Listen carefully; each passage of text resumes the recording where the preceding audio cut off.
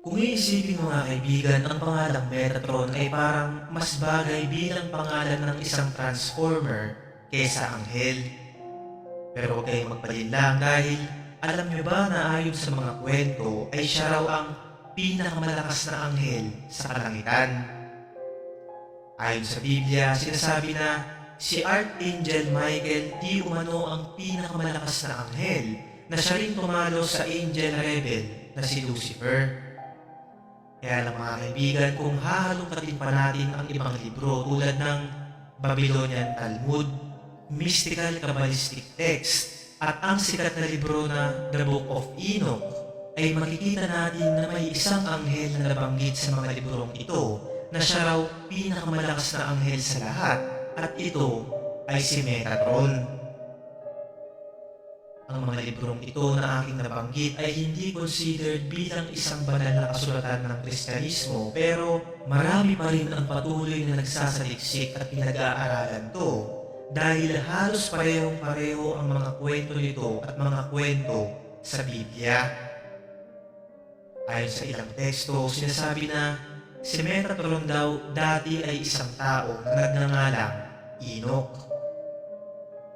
Si Enoch ay nabanggit sa Biblia sa Book of Genesis kung saan naging matapat siya sa Diyos at dinala sa kalangitan hindi bilang kaluluwa kundi bilang tao.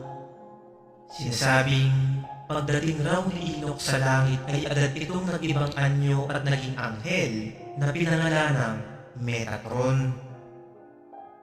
Nakapwesto siya sa tabi ng trono ng Diyos kung saan pumangalawa ito sa Diyos sa pagiging malakas, mabilis at makapangyarihan.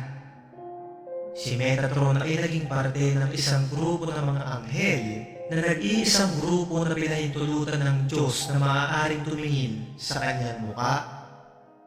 Siya ay naging isang tagapagtanggol na saserdote at naging tagapamagitan ng Israel at ng Diyos, na ayon pa sa ibang bersyon ay siya rin daw namuno sa Israel na magtagumpay.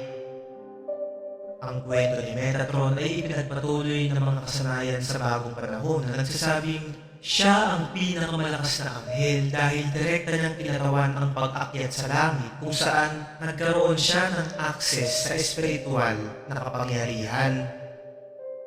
Ngayon mga kaibigan, kung tatanungin niyo ko kung ano naman ang sinasabi ng Biblia tungkol kay Metatron, ay gaya nga ng sabi ko kanina sa intro, si Metatron ay hindi nabanggit ni isang beses sa Biblia. Pero si Enoch na kanyang karawang tao ay matatagpuan natin sa Book of Genesis at Book of Hebrews. Sa Genesis chapter 5 verses 18 to 24 sinabing, si Jared ay namuhay ng 162 taon at naging ama ni Enoch. Nabuhay pa si Jared ng 800 taon at nagkaroon din ng iba pang mga anak. Namatay siya sa kulang na 962.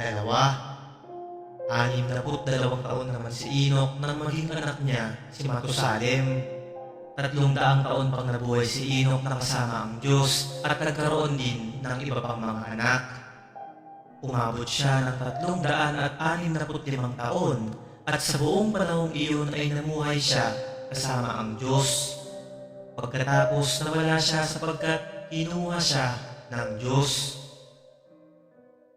Sa Hebrews chapter 11 verse 5 naman sinabing, dahil sa pananampalataya, si Enoch ay hindi nakaranas ng kamatayan. Hindi na siya nakita sapagkat kinuha siya ng Diyos.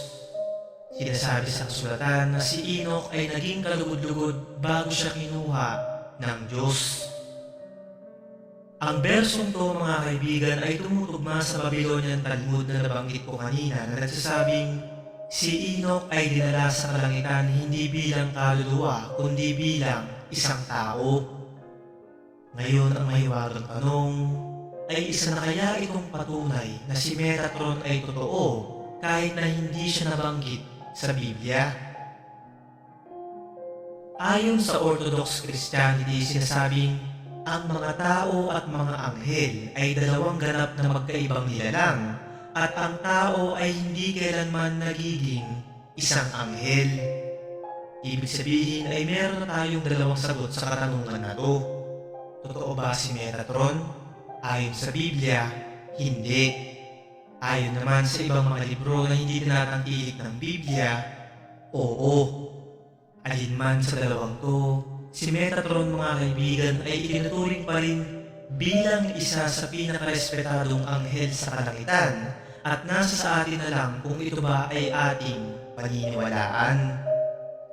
Ang magandang gawin ay igalang at irespeto natin ang paniniwala ng isa't isa dahil wala naman talagang nakakaalam kung ano ang meron sa mundo nating punong-puno ng hiwaga.